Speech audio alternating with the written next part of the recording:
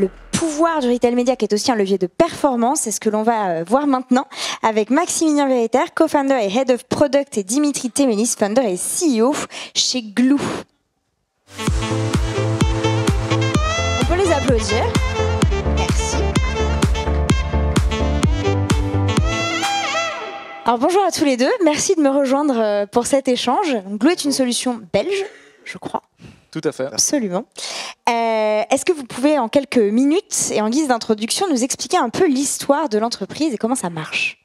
Oui, tout à fait. Donc nous, on a pas mal travaillé dans tous les sujets retail média, tous les sujets d'activation en magasin et comment amener du trafic au final en magasin, que ce soit au Middle East, que ce soit en Europe ou en Angleterre, notamment pour de grosses foncières. Là-bas, on a remarqué que pour beaucoup de commerçants, leurs agences ou leurs équipes en interne avaient la capacité de pouvoir aller facilement activer différents canaux, réseaux sociaux, des campagnes Google. Mais lorsqu'il s'agissait de pouvoir être visible dans leur zone de chalandise, être visible sur les écrans, au final, à proximité de leur commerce, ils étaient démunis. Ils n'avaient aucun outil, ils ne savaient pas qui appeler. S'ils savaient qui appeler, il fallait s'y prendre 6 semaines à l'avance. Il fallait presque envoyer un fax pour valider le bon de commande. Il fallait aussi avoir un visuel qui était prêt et qui allait pouvoir être convaincant dans ce format qui est l'affichage digital extérieur.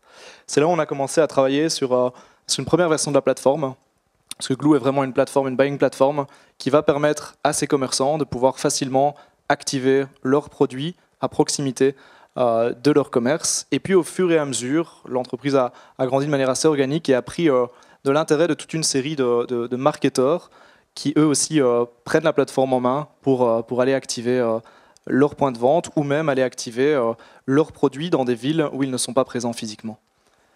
Je sais pas si tu as quelque chose à... Dimitri, est-ce que vous avez quelque chose à ajouter ? Non, je pense que compte tenu du temps, à mon avis, on peut passer aux prochaines... Oui, alors bon, c'est vrai que cela dit, il y a quand même beaucoup d'acteurs sur ce marché de ce qu'on appelle le DOH.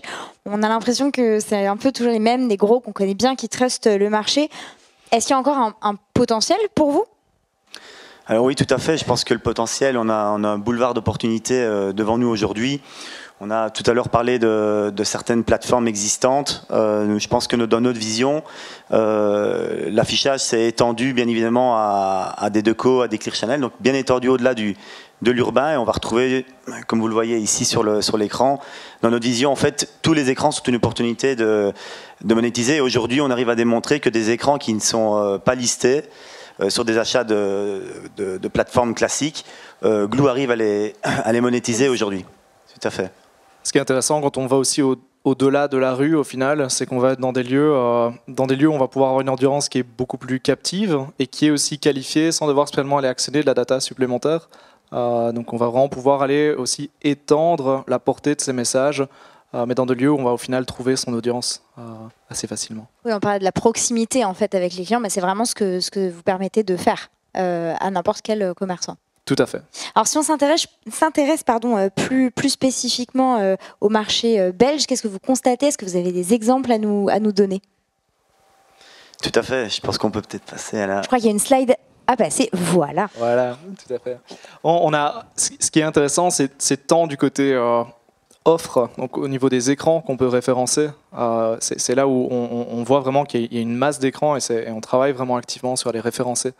Tous ces écrans qui aujourd'hui ne sont pas listés, pas accessibles, voire même des écrans qui vont se trouver de manière temporaire sur certains événements, des foires commerciales, des festivals de musique, qu'on va également pouvoir aller activer facilement sur la plateforme.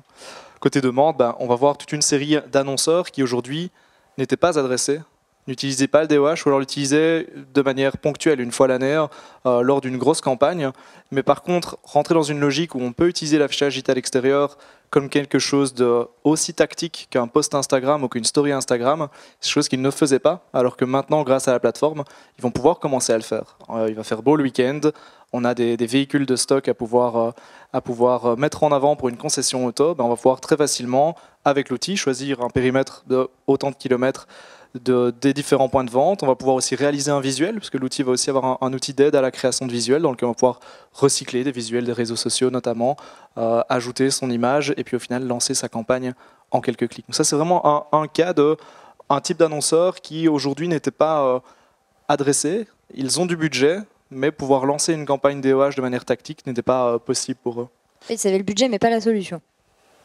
Ils avaient le budget, mais pas la solution. C'est ça, exactement, tout à fait. Et je pense que la plateforme permet en effet, à la place de pouvoir booster sur Facebook et donc sur Meta ou d'autres réseaux, ça leur permet de booster sur un média en plus. Et donc finalement, c'est un display offline qu'on vient ajouter dans un processus d'achat complètement online. Je pense que c'est là aussi que d'un point de vue user experience, ça facilite grandement la vie du marketeur. Et donc on se positionne véritablement comme un outil de productivité plutôt qu'une énième plateforme d'achat. Et vous avez des exemples de cas clients vous pouvez nous partager?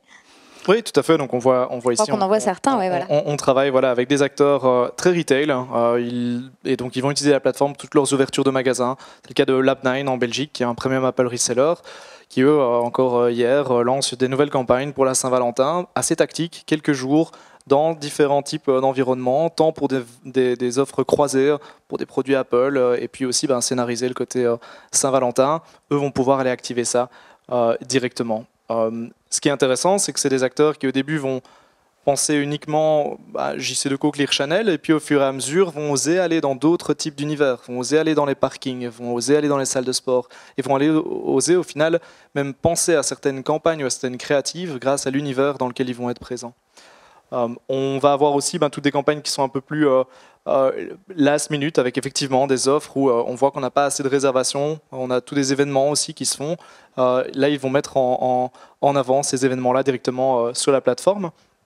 Les côtés très drive to store, ou pour certaines marques, là, ils vont utiliser alors aussi des modules qui permettent d'optimiser la créative en fonction du moment de la journée, et pour directement dire, OK, le drive pour Quick est ouvert jusqu'à 3 h du matin pour ce drive-là en particulier, et être visible à la sortie des parkings à partir d'une certaine heure. Donc eux vont vraiment aussi avoir, ça qui est intéressant, c'est que ces profils marketeurs digitaux, au final, vont avoir les idées, vont pouvoir rebondir assez vite et utiliser la plateforme là-dessus.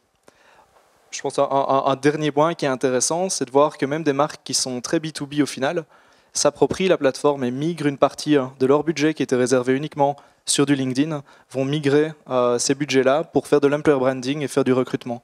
Et donc en complément de ce qu'ils font sur les réseaux sociaux, ils vont aller attribuer une partie de ce budget-là et pouvoir montrer, dans le cas de Siemens par exemple, que c'est un campus en Belgique avec plus de 2500 ingénieurs, et pouvoir être visible à proximité des écoles et montrer que c'est pas qu'une marque de lave-vaisselle, et c'est beaucoup plus. Notre petite victoire de notre côté, c'est se dire, au final on a réussi à migrer un budget qui au niveau de son enveloppe était purement réservé pour du digital, et qui tout d'un coup peut transiter vers du digital out of home et vers des publishers, aussi des propriétaires d'écran qui sont plus locaux eux aussi. Oui, et puis c'est vrai qu'on pense beaucoup à la partie marketing, drive to store, etc., moins à la partie employer branding, alors que finalement c'est aussi un message qui peut tout à fait avoir besoin d'être passé, d'autant qu'on a l'impression que c'est quasiment infini les possibilités. Vous parlez du parking, de la salle de sport, les univers sont multiples. Est-ce que vous fixez des limites, vous, dans cette logique ? Je pense que dans notre vision des choses, c'est d'aller jusqu'à intégrer des écrans Airbnb, par exemple. On prend souvent ça comme ambition. Mais pour nous, un écran dans un Airbnb peut être complètement un vecteur promotionnel pour le tourisme local. C'est très rare lorsqu'on va dans un Airbnb de se mettre à regarder la TV dans une autre langue et dans un autre pays.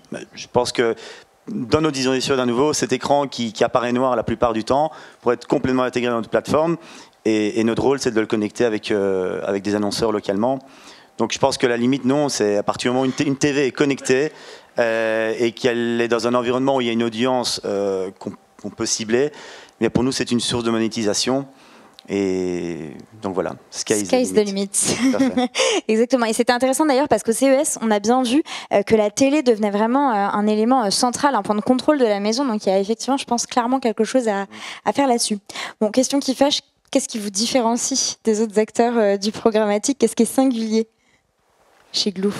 Je pense qu'il y a d'abord plusieurs niveaux. Le premier, ça va être on a une interface utilisateur qui est extrêmement simple. Donc on est vraiment dans l'optique de se dire c'est une buying platform pour laquelle je ne vais pas simplement aller acheter de l'inventaire, ce que certains DSP vont proposer en ligne. On va vraiment être purement dans l'attribution d'un budget, on va être vraiment dans le protocole d'achat. Ici, on va vraiment pouvoir composer une campagne avec de l'intelligence, avec de la data, on va pouvoir aller charger ses POI, on va pouvoir aller filtrer selon certaines audiences. On a un module de création de visuels dans lequel on va aussi pouvoir aller décliner très facilement ces visuels et tout un système de templating aussi, donc qui va permettre aussi à des retailers de pouvoir donner la main à certains acteurs. Le reporting est également intégré. Et puis, il y a aussi tous ces écrans qui sont également intégrés, parce que la plateforme propose à la fois de l'achat gré à gré, garanti, et de l'achat programmatique, ce qui permet d'être présent en fait sur beaucoup plus d'écrans que ce qui est disponible aujourd'hui dans d'autres plateformes. Donc votre grande force, c'est vraiment ce côté tout en un et cette simplicité d'utilisation qui fait gagner en performance les équipes finalement. Tout à fait. Je dirais que c'est vraiment un outil de productivité plus qu'une énième plateforme d'achat. Il n'y a pas d'obsession sur le protocole comme Max l'a mentionné. C'est pas le programmatique qui nous obsède. C'est plutôt de simplifier la vie de ces marketeurs online qui pour eux, le DOH reste quelque chose d'assez mystique et complexe. Ok. Et alors dans 3 ans, disons, à horizon 2-3 ans, moyen terme, vous voyez où? Alors clairement, je pense que Gloo, on doit être associé aussi simple. C'est une marque avant tout qu'on essaie de construire aussi. Et je pense qu'on doit nous associer au même titre que Deco, les associer aux abribus. Je pense que notre ambition, c'est d'être aussi simple que Post Instagram. Ça, c'est une belle ambition. On sera ravis de vous recevoir ici pour voir où vous en êtes. Merci beaucoup. Je rappelle que vous pouvez rencontrer les équipes Gloo sur leur stand dans le Village Innovation. Il y aura dans quelques heures, dans pas très longtemps, dans 1 heure, un cocktail pour que vous puissiez les rencontrer. Merci. Merci beaucoup. Merci à tous les deux. Merci. Je pense qu'on peut les applaudir. Merci.